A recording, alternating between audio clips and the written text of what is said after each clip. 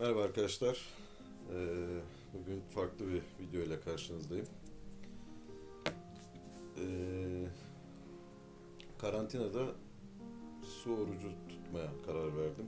Buna nasıl karar verdim?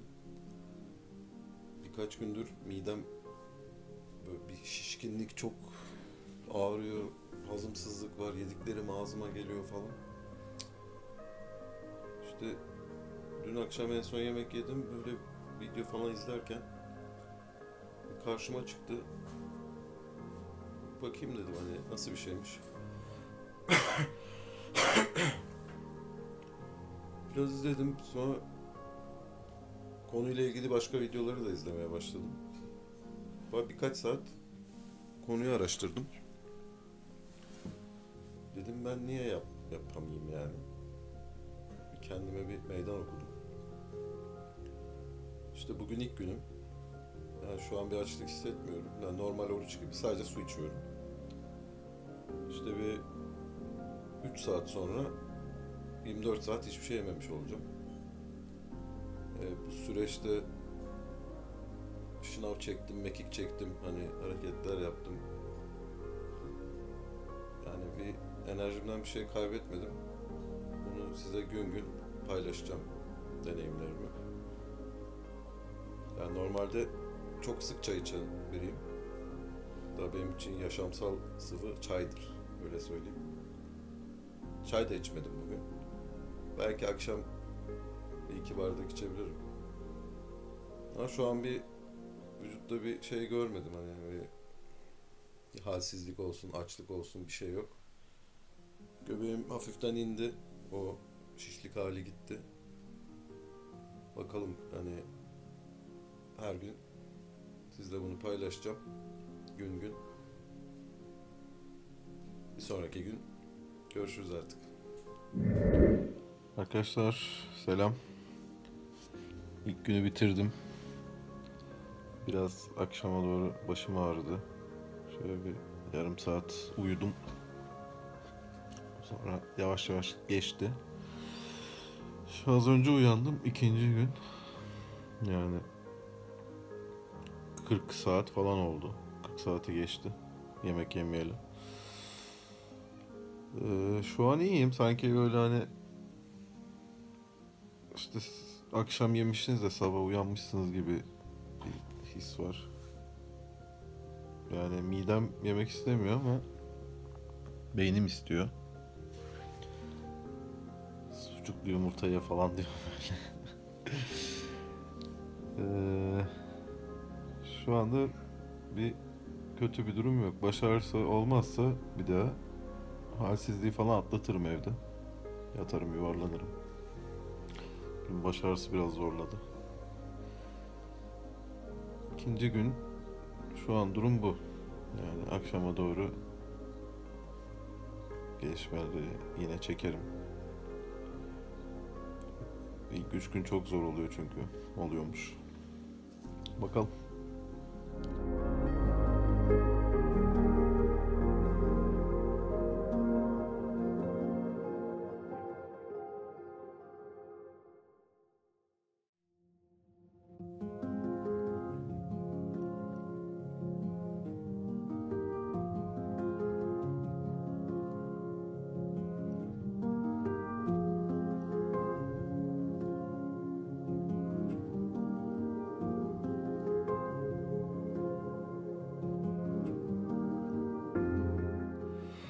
Arkadaşlar merhaba. Ee, Bir saat sonra yaklaşık 48 saat olacak. Yemek yemedim. Sadece su içiyorum. Dün 2 bardak çay içtim. Bir de Nescafe içtim.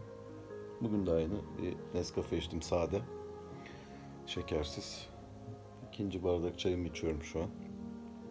Arada böyle damak istiyor farklı şeyler. Herhangi bir güçten düşmedim. Hani hafif çapta sporumu da yaptım.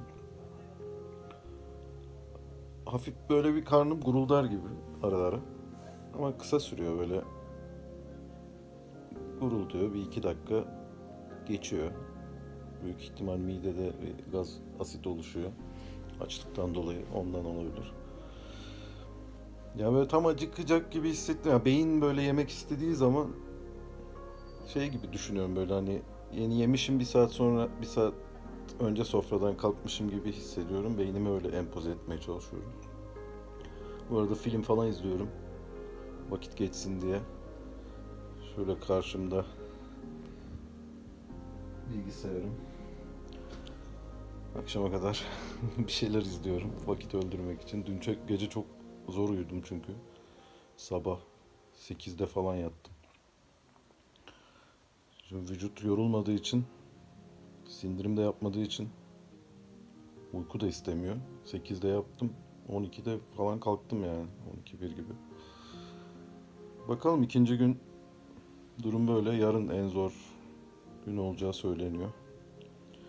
Yarın da atlatırsak artık öyle gider bir hafta 10 gün. Görüşürüz. Tekrar merhaba arkadaşlar. Bugün üçüncü gün bitmek üzere. Birkaç saate üçüncü günü tamamlayacağız. Dün gece 4 gibi falan yattım. 4-4.30 gibi. Sabah 8-8.30 gibi böyle cin gibi kalktım yani. Hani vücut uyku istemiyor. Ama dün çok acıktım. Dün akşam bayağı bir acıktım. Hani karnım gurulamaya başladı artık. Bugün iyiyim. Bugün en zor gün diyorlar. Ama akşama doğru artık herhalde onu şeyini çekeceğiz. Yarın bir enerji patlaması olacakmış. Öyle duydum. Bakalım, inşallah olur. Yarın bir dışarı çıkayım, şöyle biraz yürüyüş yapayım diyorum. İşte bu arada çok da yatmak istemiyorum. Hafif hafif spor da yapıyorum. Tabii çok zorlamadan. Çünkü çok ani kalkışlarda falan bir baş dönmesi gibi oluyor. Şu an durum bu. Üçüncü günden anlatacaklarım bu kadar. Yeni bir ekstra bir şey olursa yine video çekerim.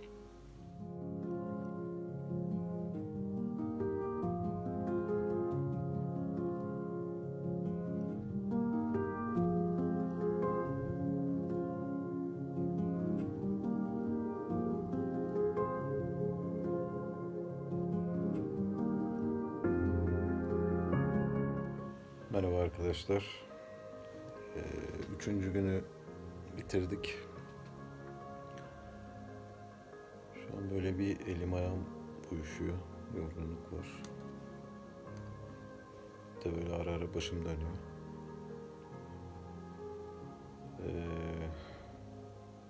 Şu anda durum bu. Bir ara bıraksam mı diye düşündüm. Ve yarın çok iyi hissetmezsem kendimi bırakacağım.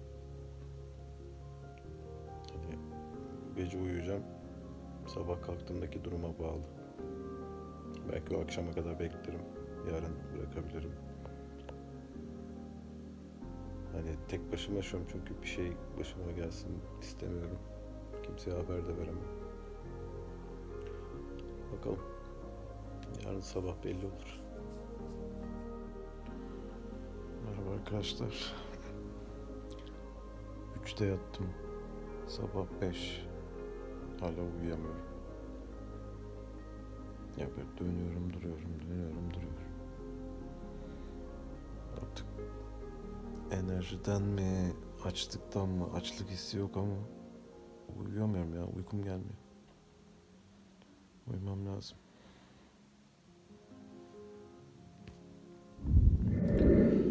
Evet arkadaşlar, dördüncü gün. Bugün daha iyiyim. Yani bir yemek isteği yok içimde. Beyin tabii sürekli istiyor hani. Böyle sigara börekleri falan geçiyor. Menemen falan. O sürekli istiyor da boğa burcu olarak. Ama enerjim yerinde bugün. İlk defa dışarı çıktım. Bu oruç süresince. İşte bir eczaneye gideceğim, bir lavman seti alacağım. Oradan da biraz parka gidip yürüyüş yapacağım. Bugün iyiyim ya. Bugün enerjim gayet yerinde. Dışarıda çıkınca bir iyi oldu. Merhaba arkadaşlar. Şu an yürüyüş yapıyorum. Temiz hava çok iyi geldi. Sesim geliyor mu bilmiyorum. Geliyordur herhalde. Böyle kuşlar, ağaçlar falan. Bugün enerjim çok yüksek. 4. gün enerji güzel oluyor diyorlardı. Doğruymuş. Bir de eczanede bir tartıldım. Daha da bir enerjim patladı. Valla başladığımda 103 kilo civarıydım.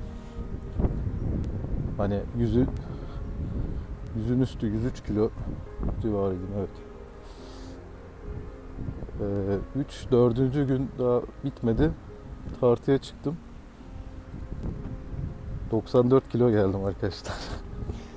Yani inanılır gibi değil. Yani 4 günde bir 10 kilo civarı. Tabii kıyafetleri falan çıkarırsak o 92,5 civarıdır. 3,5-4 gün diyelim. 4 günde 10 kilo inanılmaz bir şey. Ve vücudumda acayip bir hafiflik var şu an. Bakalım bugün bırakabilirim ya. Bence yeter yani. Tadında bırakmak lazım. Gelişmelerden yine haberdar edeceğim size. Hoşçakalın. Merhaba arkadaşlar. Geldik finale. Daha uzun süre aslında tutabilirdim. Yani şu an gayet iyiyim, bomba gibiyim ama çok uzatmak istemiyorum. Hani bir an önce de normal yemek düzenime geçmek istiyorum. Çünkü kuaförler ayın 11'inde açılacağı açıklandı az önce. O yüzden sorucum burada bitiriyorum. Şimdi birlikte bitireceğiz. Hatta çok heyecanlıyım. Şöyle bir meyve püresi yaptım. Biraz da sodayla falan. Direkt meyve suyu yerine böyle posasıyla içmeyi tercih ediyorum ben. Daha faydalı çünkü. Evet. Çok tarifsiz duygular. İçiyorum.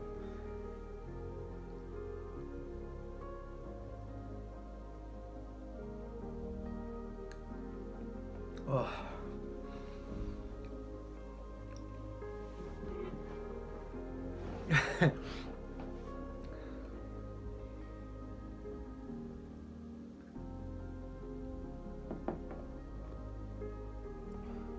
Yani 4 gün sonra ağzıma bir tat geldi. Abi yediğiniz her şeyin kıymetini bilin, yemin ederim. Ben meyve yemem normalde. Bunun içinde de havuç var, çilek var, limon var, elma var. Biraz da soda koydum işte. Rendeyle böyle püre yaptım. Sodayla da sulandırdım biraz. Vallahi bugün artık sabaha kadar içerim bunu. Daha var.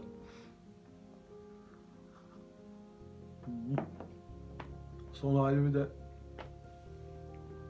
birazdan fotoğraflarını koyacağım. Çok şaşıracaksınız. Yani başlangıçta 4 gündeki değişime inanamayacaksınız. Bu kadar arkadaşlar. Kendinize iyi bakın. Duygulandım şu an. Görüşürüz.